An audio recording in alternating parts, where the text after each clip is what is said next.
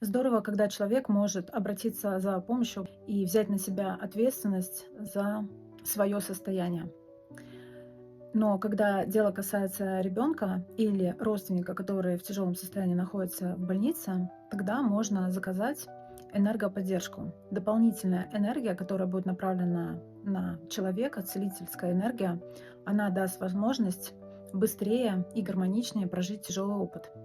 Если это ребенок, то часто во время экзаменов родители заказывают сессии, чтобы ребенок не тревожился, потому что, как известно, иногда человек знает много, но из-за волнения забывает какие-то элементарные вещи, и энергетическая поддержка и гармония в этом состоянии очень пригодится.